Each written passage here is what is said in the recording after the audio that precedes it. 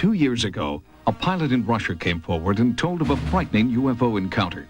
Risking ridicule, Maxime Churbakov was determined to tell what he maintains is the true story of his bizarre experience. At 19, Churbakov was one of the rising stars in the Soviet Military Flight Academy and became the Russian equivalent of a Top Gun. His flying record was impeccable until August 1991. Then, on 2 separate occasions, he had strange mechanical malfunctions in his jet aircraft. On one occasion, he was forced to eject. An investigation of that incident concluded that Churbakov had acted calmly and rationally. But 12 days later, a third incident would change Churbakov's life forever. 20th August, second shift. I made 2 flights with my commander, and third flight I made on my own. I gained an altitude of 3,900 meters. Then suddenly, I saw a ball in front of me, about 20 degrees to the right. He watched the object for several seconds. Then, as it came toward him, Churbakov tried to radio the base. The light from the UFO was blinding. A sense of unexplainable fear came over me. On the back of my head, I began experiencing warmth. I felt as if someone was present and watching me. My movements were under control, controlled by someone other than me. Churbakov claims the reddish-yellow object started maneuvering around the aircraft. For several minutes, it kept up with the jet's airspeed and mimicked its movements. During that time, Churbakov was unable to communicate with his base commander. The radio emitted only a squealing sound. Pilot Churbakov's description of the UFO moving relative to his own airplane is really quite common. Dr. Richard Haines has documented over 3,000 pilot sightings of UFOs. I have thousands and thousands of cases of pilots in daylight encounters with structured objects, in the sense of having 3-dimensional mass, in the sense of having aerodynamic kinds of flight behavior relative to the aircraft. And so what he describes here fits in very nicely to what I have from hundreds of other pilots around the world. Suddenly, in rapid-fire succession, the generator in Churbakov's jet failed. The instruments indicated a fire on board, and the cockpit filled with smoke. The base commander ordered Churbakov to eject. I began arguing with the commander because the plane was still above the residential area. My altitude began to drop rapidly. I had to pull the plane out of a nosedive. At the altitude of 1,000 meters, I finally cleared the residential area and I ejected. 4 seconds later, the plane exploded. Churbakov landed safely in a field and was rescued an hour later by a military helicopter. While officials combed the wreckage of the jet, Churbakov was examined at a military hospital. An intensive 3-day interrogation followed. The interrogation was conducted with a sense of total distrust toward me. Right from the start, they told me that the first, the second, and now the third incident is all your own doing. Churbakov was also interrogated by the KGB, who did not believe his story and charged him with insubordination and sabotage under the International Terrorism Act. Churbakov claims the KGB threatened that if he did not tell the truth, he would be brought to trial, found guilty of terrorism, and shot by a firing squad. Vladimir Ajaja heads the Russian Center for the Study of UFOs, housed in the Ministry of the Interior in Moscow. Dr. Ajaja is considered one of the world's foremost experts on UFO phenomena and has studied Churbakov's case. We concluded that Maxime has a normal, healthy psyche and is not inclined to fantasies. Retired Major General Albert Stubblebine is a former commanding general of U.S. Army intelligence. He witnessed and documented a hypnosis session conducted with Churbakov by an American psychiatrist. As she was taking him into the trance, he changed from this terrorized, fear-ridden kid into a pilot, sitting in the cockpit, sitting in the seat, sitting with the controls, relating what was going on. There was a change in the individual. Anybody can fabricate. The question is, was he fabricating? And he struck me as a person who, in that situation, was not fabricating. Whatever it was that he was saying, he truly believed had happened to him. Maxime really believed he had not done anything wrong, in fact had done the right thing, and desperately wanted this sorted out. Although affidavits to that effect were presented at his court-martial hearing, the court still blamed Churbakov for the destruction of his aircraft. But the military prosecutor admits that some of the evidence of Churbakov's innocence was very convincing. From the beginning, I had doubts about the truthfulness of Churbakov's statement. But after questioning his mother, his comrades, and his superiors, I became convinced that Churbakov had an encounter with a UFO. In January 1992, the case against Maxime Churbakov was dropped. But despite this vindication, he was not welcomed back into the military. There is no training for pilots to deal with such encounters. The older pilots told me that a lot of encounters happen, but they don't speak about them. I feel that I'm missing something from my soul that I want very much. My love for the planes and flying has remained and will continue to remain. Did Maxime Churbakov see a UFO? We may never know the answer, but one thing is clear. Maxime Churbakov ejected only after he saw that his jet would avoid populated areas below. There is now a movement underway in Russia to award Churbakov with a medal for heroism. The Republic of Russia is the heart of the new Commonwealth of Independent States that was once the Soviet Union. On a daily basis, new information is released to the people of this country about the previous government's clandestine activities. One of the most unlikely activities was a well-organized government effort to research UFO phenomena. And today, that activity is spoken about openly at the Russian Space Center, especially by those who have been close to the Russian space program, like former Colonel Marina Popovich. We are presently standing at the Cosmonaut Training Center of Russia. It is where all the cosmonauts are still trained, even today. Some of the training includes the proper protocol in cosmonauts dealing with UFOs. As a colonel, I used to be a terrible skeptic, but when I see the government programs dealing with UFOs, I can't ignore this evidence. I've seen photos pilots have taken of saucers attacking planes. We're also now aware of recurring landing sites. I have absolutely no doubt that UFOs exist. It is impossible that in a universe this large, that's expanding so quickly, with new stars and planets being formed, that we are a unique planet that sustains life. A team of sightings researchers set out to uncover new information about the Soviet government's UFO research efforts. Information that had been long suppressed was coming to light. Even as our investigation began, a guard involved in a routine examination of our credentials was eager to tell us about his own UFO experiences. 1.5 years ago, I was standing guard here at Lenin's tomb in Red Square when I got a message over the radio. There was a UFO flying over Spassky Tower. Come quickly. When I arrived, I looked, but it had gone away. But there was definitely an object hovering above the tower for several minutes, one militiaman said. In the old days, we would be frightened to talk of such things. But today there is an openness. In fact, there is even a TV show on now about such things. Once a week, Russians tune their televisions to UFO, Unannounced Visit, one of the most popular programs in the country.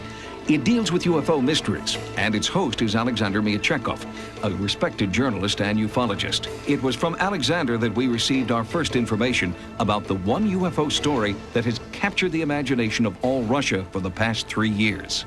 We have a very interesting and mysterious area around the city of Perm. The incidents that happened in that area are hard to believe, so unbelievable that it is hard to compare that area to any other area of anomaly.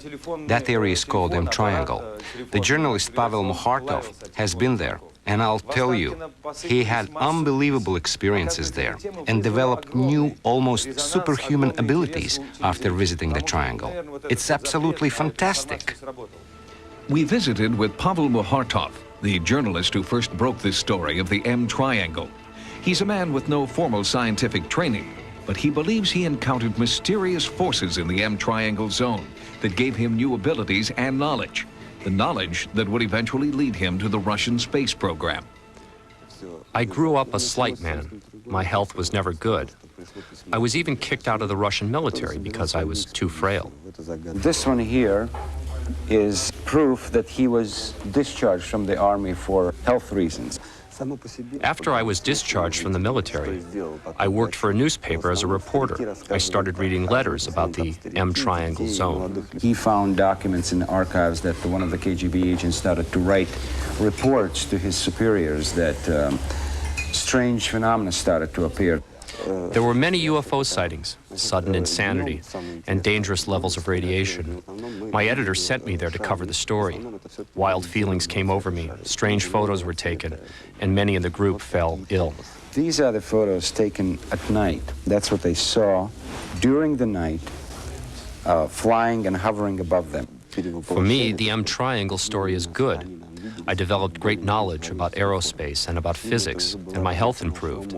I quit the newspaper and was immediately accepted into the Soviet space program. The M Triangle changed my life. I am no longer slight. Now I am a cosmonaut. The M Triangle is an area considered to be a hotbed of UFO activity. It is located in a remote area 600 miles east of Moscow in the Ural Mountains. Eyewitnesses have reported strange craft, mysterious light phenomena, and encounters of the third kind with translucent beings. There are even journals and books devoted to the ongoing sightings in the M Triangle. When Mukhortov first wrote about it, I was skeptical. It was too obvious that everyone who lived in the area saw all this extraterrestrial activity. Many suggest that the area is high in mercury deposits, and this is causing hallucinations. But could it be, to the extent that people are seeing signs and letters in the sky? There must be something there. Before our own sightings investigation at the M Triangle, we stopped at the Commonwealth Ufological Center, a government agency on the outskirts of Moscow dedicated to UFO research. Each day we process 15 to 20 UFO reports at our offices, including those from the M Triangle. We know of the dangers of this zone and that science has not been able to establish the truth about UFOs in the zone. But that doesn't rule out the health hazards. My advice to you is to get in and get out of that dangerous zone. It's just not safe. Working in Russia was made more difficult by the lack of provisions we found available. This is a typical grocery store in Russia during business hours, a grim reminder of the upheaval still going on in the new republics. There may be a free market now, but red cabbage is still too expensive for most shoppers. The harsh conditions bear silent witness to the character of the Russian people who endure this hardship on a daily basis. After a 2.5-hour jet flight into the Ural Mountains, the research team flew an additional 90 minutes by helicopter. We agreed to comply with the government's request that we remain in the M Triangle for 24 hours only. The government warned us of dangers there. People who had reportedly gone mad, lost their eyesight, or disappeared completely. We first landed in a small village just outside the M Triangle to see if we could find eyewitnesses to the bizarre phenomena in the region. What we found was a village out of the 1890s with people who told stories right out of Star Wars. I was walking my grandmother home when we both saw a red flash coming from that zone. Lots of my friends have seen that too. Mysterious things that fly in the sky here are common. I don't even listen anymore to such old news. I've seen these saucers numerous times. To say that they are nonsense is nonsense. We know what we see. We found no one who had been adversely affected by the reported paranormal activity. We then proceeded on the final leg of our journey into the M Triangle, accompanied by Emil Bachurin, ufologist and author of the Russian bestseller, UFOs, Explanation of the Unexplained. I've written a book about the zone because there have been so many strange experiences here by believers and skeptics alike. Near our tent, one group saw translucent fireballs that chased them into the woods and burned them seriously. Only 17 meters from here, a glowing object stunned a research group. One of the men later committed suicide. We often see groups of UFOs fly past this field. Sometimes they disappear, sometimes they land and leave radiation. The UFOs sighted here have yet to be fully explained. The strange light phenomena, however, are thought to be the result of geomagnetic anomalies evident in the area, known to scientists as lightning balls. We've used very sensitive equipment that measures and reacts to electricity in a battery from as far as 100 meters. But the same piece of measuring equipment wouldn't react to those energetic balls that we've observed. Therefore, we conclude that the energy is not of an electromagnetic nature. The light phenomena are best seen at night. Our investigative team brought special night vision cameras, and after several hours, they photographed what can only be described as startling. George, did we see a satellite? What do you think that was? No, satellite cannot do this like this. What was it? I don't know.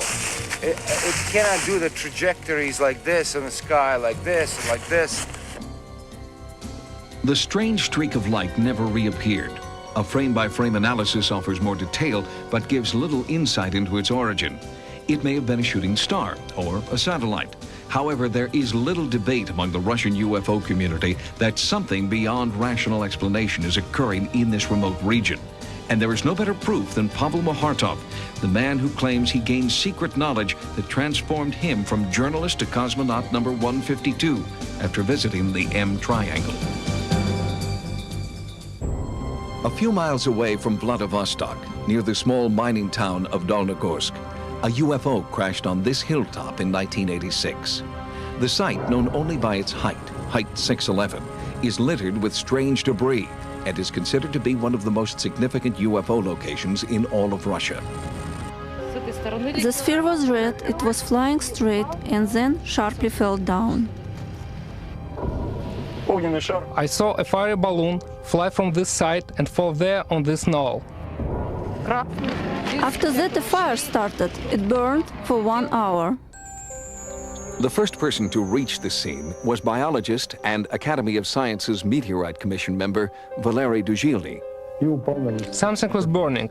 This could have been a meteorite, but meteorites do not cause fires. When I climbed up to this place, the snow was deep. There I saw a place which left a great impression on me. There was no snow, it just evaporated. I saw the remains of a burnt tree and the remains of metallic spheres. Samples of charred metal gathered at the site attracted nationwide attention. Analysis was done by Russia's most prestigious academies. Whatever remained at the site itself had such unusual properties.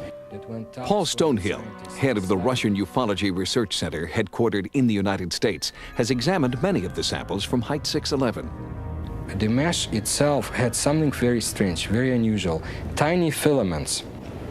And inside those filaments, quartz filaments, one could find yet other filaments or nettings, gold nettings, 7 microns thick. I mean, a human hair is 56 microns. Now, we have no technology to insert gold filaments of that size into quartz filaments. What they could be used for remains an enigma. It's an enigma that continues to draw serious attention from Russia's top scientific researchers. Their Academy of Sciences has had an ongoing public study of UFOs since the 1970s. George Knapp is an investigative journalist. He is frustrated by the seeming lack of interest in UFOs by American academics. Here, the people like Carl Sagan say, you can't study UFOs, there's nothing to study, there's no physical evidence. Well, that's baloney, and the Russians are proving that. Their Academy of Sciences, the most respected scientific organization in that nation, has been studying it for decades. They do what scientists are supposed to do. They take samples, they conduct experiments, they dig in the soil, they check for radiation, and they've come up with some fairly amazing results. In the case of samples collected by scientists at Height 611, the results are startling.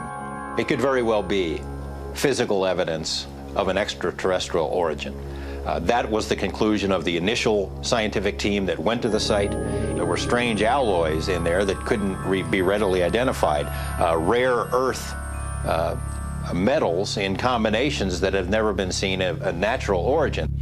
Here we can see the results of our tests. The sample contains elements such as lanthanum, nickel, and some others. But most importantly, it contains the elements promethium.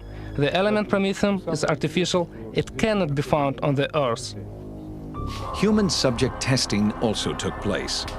In a controlled study, physicians and medical researchers examined those who had worked at Height 611 in the days following the UFO incident. Samples of blood pressure and pulse were taken. For the group that went to the top of Height 611, the number of red blood cells, the differential blood count was altered. and the amount of elements in the blood rose. In the meantime, the control group's blood tests stayed normal. I believe that either alien machinery or a spaceship fell down and crashed. I think that otherwise it cannot be explained. Doctors and researchers inside Russia continue their investigation, while a handful of American experts are still having difficulty convincing our own scientists of the importance of Height 611.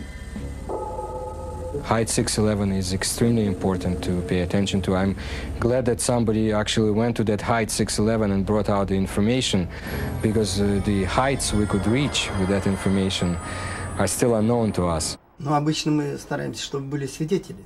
Значит, лучше, если бывает несколько свидетелей, которые фиксируют это место. А затем мы проводим параллельные исследования, то есть делаем биолокацию, и либо радиометрическими методами определяем место посадки НЛО. Там характерно было то, что была вдавлена почва, как бы огромный каток был поставлен на почву диаметром 4 метра. Почва была вдавлена на 5 сантиметров. Это пока говорит о очень большом весе НЛО. И НЛО представляло собой, как по следам, по рассказам очевидцам, колбу. Эта колба была как бы на ножке, стояла на поляне и возвышалась даже над лесом на 5 метров. И что для этого пришлось сделать небольшой аппарат. Он заключался в том, что мы взяли камеру, в этой камере была мембрана, и в эту камеру помещались мухи. Но мухи какие? Дрозофилы, бескрылая линия. Мухи могли только бегать по этой мембране, но не могли летать. Далее шел усилитель, и все это прослушивалось наушниками. Получалось так. Достаточно было, вот в частности эти исследования проведены также в Шарапхе, было достаточно войти в зону посадки НЛО, как мухи возбуждались. Достаточно было выйти из зоны посадки, мухи опять затихали. Обычно в темноте, в камере, в которой они находятся, они ведут себя тихо и не двигаются. Таким образом, мы можем создать и биоиндикатор, который работает на основе использования насекомых, которые очень чувствительны к различным полям и изменению полей. Мое имя Владимир Авинский. Я председатель Самарского клуба уфологов и директор Центра нетрадиционных исследований «Альфа». Ночью в 0 часов вблизи города Самара на военном радиолокационном объекте был зафиксирован радарами вот такой треугольный предмет. От него исходили вверх лучи. Этот предмет приземлился вблизи этой станции, и неожиданно исчезли 2 часовых. Когда они вернулись через 1,5-2 часа, то на оружии оказались стертыми номера.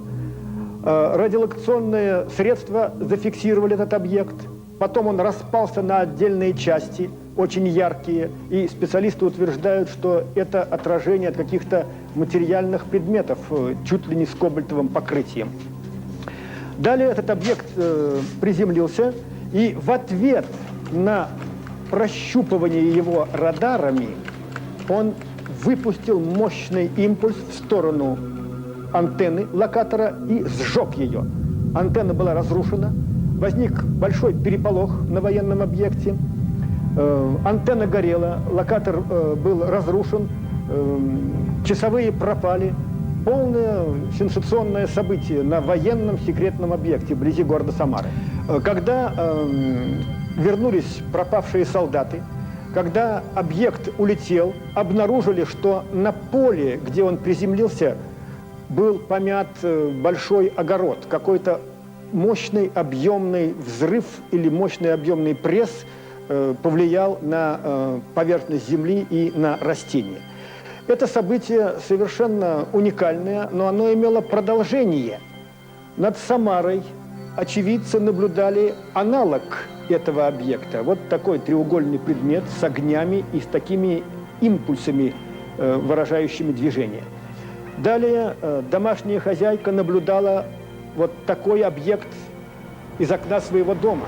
Это над городом Самарой, над крупнейшим населенным промышленным центром. Incredibly, in 1990, one of these UFOs reportedly attacked a radar antenna near the Soviet city of Samara. It was one of the most shocking UFO military confrontations on record. A triangular-shaped object flew near a military base in Samara and then landed right next to a mobile air defense radar unit. Apparently the radar unit's turn to pick up, this UFO. The UFO shot a beam at the radar and basically destroy completely that radar unit. The Samara incident was witnessed by a Soviet officer named Rudzit. In this newly released Russian documentary, Rudzit's face is hidden because at the time of the interview, he feared he'd be court-martialed for speaking publicly.